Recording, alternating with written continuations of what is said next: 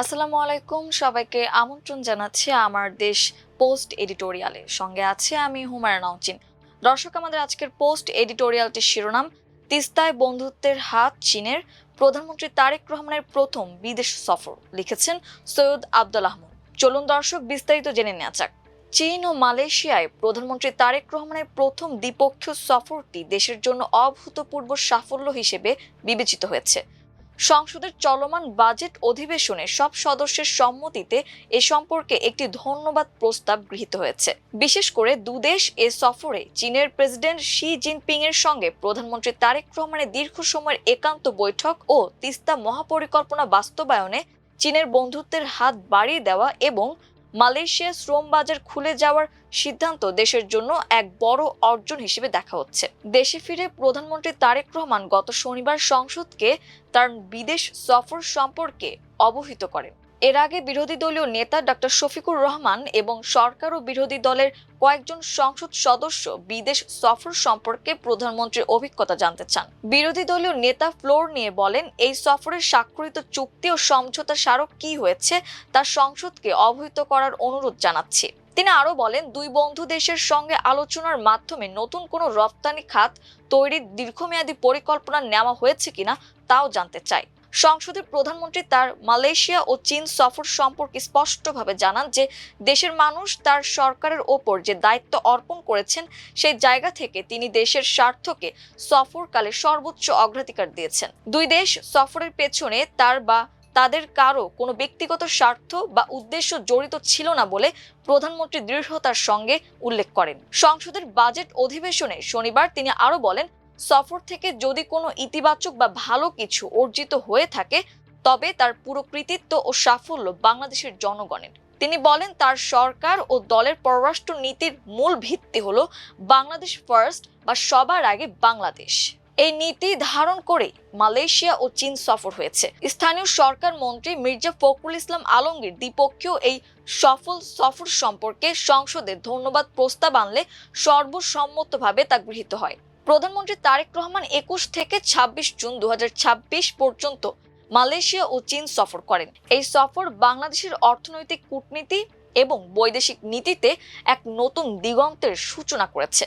গত ১২ ফেব্রুয়ারি অনুষ্ঠিত নির্বাচনে বিজয়ী হয়ে নির্বাচিত গণতান্ত্রিক সরকারের দায়িত্ব গ্রহণের পর এটি ছিল তার প্রথম দ্বিপক্ষীয় বিদেশ সফর, যা জাতীয় স্বার্থ রক্ষা ও দ্বিপক্ষীয় সহযোগিতা বৃদ্ধির ক্ষেত্রে অত্যন্ত সফল হিসেবে বিবেচিত হয়েছে।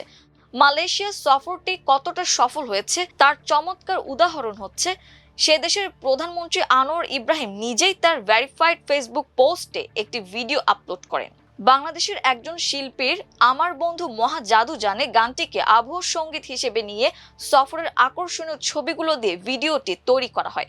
মুহূর্তের মধ্যে ভিডিওটি ভাইরাল হয় এবং কোটি কোটি মানুষ জানতে পারে সফরটি কতটা সুন্দর এবং সফল হয়েছে। সফরকালে বাংলাদেশ মালয়েশিয়ার পারস্পরিক স্বার্থ সংশ্লিষ্ট ৯টি খাতের উপর ভিত্তি করে ঐতিহাসিক ৩৩ দফার যৌথ দ্বিপক্ষীয় ইশতেহার প্রকাশিত হয়। সফরে উল্লেখযোগ্য বিষয় ছিল বাংলাদেশের সঙ্গে বন্ধ শ্রম বাজার দ্রুত উন্মুক্তকরণ, অভিবাসন ব্যয় হ্রাস এবং মালয়েশিয়ায় কারাবন্দী বাংলাদেশি শ্রমিকদের মানবিক মুক্তির বিষয়ে ফলপ্রসূ আলোচনা। সফরকালে সংস্কৃতি বিষয়ক একটি সমঝোতা স্মারক ও দুটি এক্সচেঞ্জ অব নোট স্বাক্ষরিত হয়। এছাড়া মালয়েশিয়ার শীর্ষস্থানীয় ৫টি বৈশ্বিক কোম্পানি পেট্রোনাস, আক্সিয়াটা, এয়ার এশিয়া, পারডুয়া ও এমএমসি পোর্টের প্রধান নির্বাহীদের সঙ্গে বৈঠক করে প্রধানমন্ত্রী তাদের বাংলাদেশে বিনিয়োগের আহ্বান জানান। সফরকালে বাংলাদেশের পর্যটন শিল্পের বিকাশেও সহযোগিতার আহ্বান জানানো হয়। প্রধানমন্ত্রী তারেক রহমানের চীন সফরটি দেশের জন্য কত বড় সফলতা নিয়ে এসেছে তার উদাহরণ হচ্ছে বেইজিং এর গ্রেট হল অব দ্য পিপলে চীনের প্রেসিডেন্ট শি জিনপিং এবং প্রধানমন্ত্রী লিজ জিয়াং এর সঙ্গে ফলপ্রসূ দ্বিপক্ষীয় বৈঠক। শুধু তাই নয়, প্রেসিডেন্ট শি জিনপিং দীর্ঘ সময় প্রধানমন্ত্রী তারেক রহমানের সঙ্গে একান্তে বৈঠক করেন, যা ছিল অভূতপূর্ব এবং দুই দেশের সম্পর্ককে এই বৈঠক অনন্য উচ্চতায় নিয়ে গেছে। বাংলাদেশের অবকাঠামো, বিনিয়োগ এবং বাণিজ্য সম্প্রসারণে চীনের সঙ্গে গুরুত্বপূর্ণ ১৭টি সমঝোতা স্মারক স্বাক্ষরিত হয়েছে, যা ভবিষ্যতে দুই দেশের অর্থনৈতিক ও উন্নয়ন সহযোগিতা আরও সম্প্রসারণে কার্যকর ভূমিকা রাখবে। চীনের প্রেসিডেন্ট শি জিনপিং এর সঙ্গে প্রধানমন্ত্রী তারেক রহমানের বৈঠকটি বাংলাদেশ চীন বন্ধুত্বপূর্ণ সম্পর্কের ক্ষেত্রে নতুন আশার আলো হয়ে দেখা দেয়। প্রেসিডেন্ট শি জিনপিং প্রধানমন্ত্রী তারেক রহমানের নতুন সরকারের প্রতি চীনের পূর্ণ সমর্থন জানিয়ে বলেন, বাংলাদেশের উন্নয়নে চীন সবসময় দেশটির বিশ্বস্ত বন্ধু হিসেবে পাশে থাকবে। প্রেসিডেন্ট শি জিনপিং প্রধানমন্ত্রী তারেক রহমানকে উদ্দেশ্য করে বলেন, আপনার বাবা এবং মা উভয়ই চীনের অকৃত্রিম বন্ধু ছিলেন। বাংলাদেশে উচ্চমানের বেল্ট অ্যান্ড রোড অবকাঠামোর সহযোগিতা সম্প্রসারণের ওপর তিনি জোর দেন। দুই নেতা বাংলাদেশ, মিয়ানমার ও চীনকে যুক্ত করে একটি ত্রিদেশীয় ইকোনমিক করিডোর বাস্তবায়নের বিষয়ে একমত হন।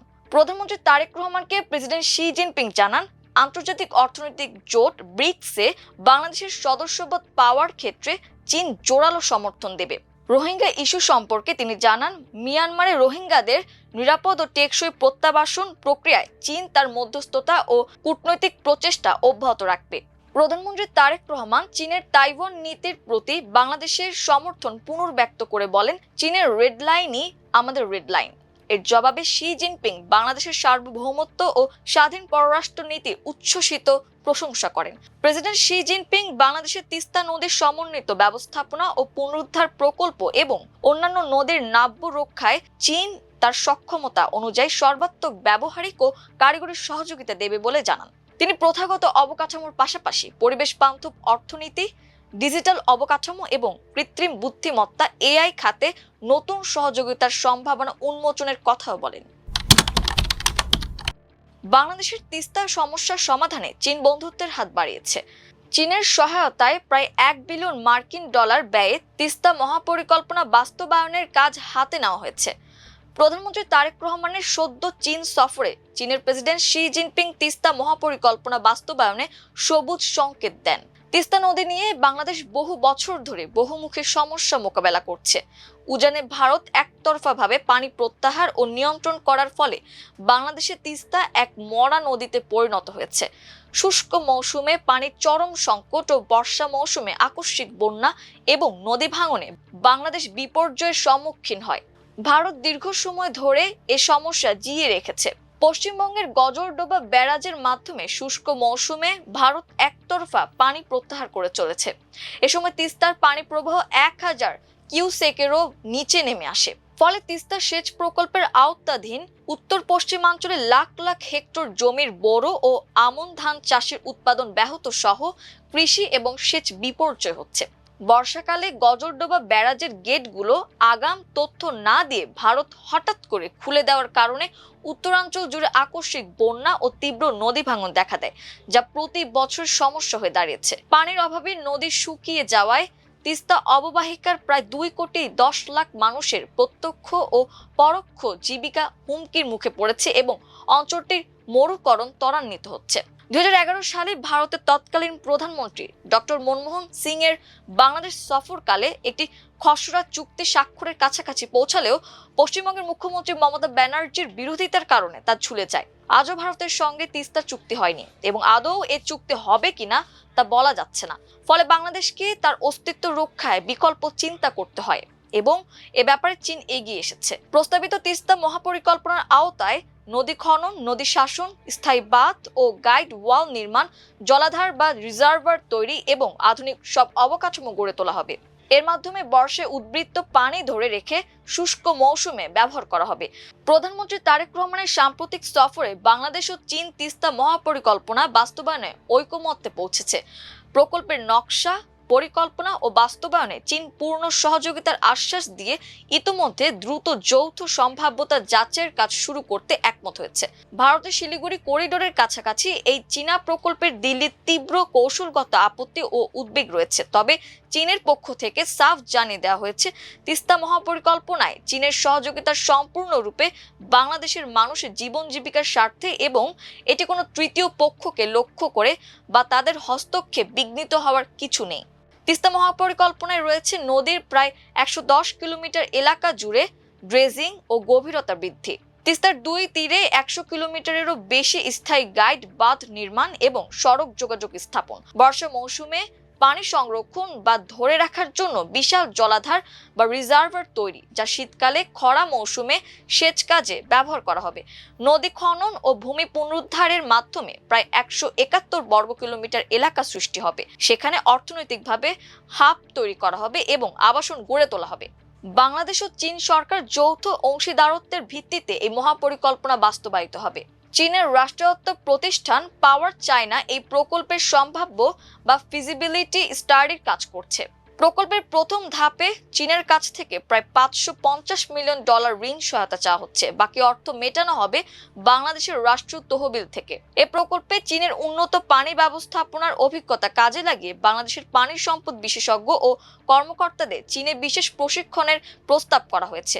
বেইজিং স্পষ্ট জানিয়ে দিয়েছে যে বাংলাদেশ চীন তিস্তা সহযোগিতা সম্পূর্ণ গবেষণা নির্ভর ও মানবিক একটি পদক্ষেপ। এটি ভারতকে লক্ষ্য করে নয়। ভারতের সঙ্গে দীর্ঘদিনের তিস্তা পানি বন্টন চুক্তি আটকে থাকায় বাংলাদেশ নিজস্ব সার্বভৌমত্ব রক্ষা করে দেশের অর্থনৈতিক ও পরিবেশগত স্বার্থে চীনের এই সহযোগিতা গ্রহণ করা হয়েছে। পাশাপাশি ভারতের সঙ্গেও ঐতিহাসিক সম্পর্ক বজায় রাখছে বাংলাদেশ। আগামী 10 বছরের মধ্যে তিস্তা মহাপরিকল্পনা বাস্তবায়িত হবে।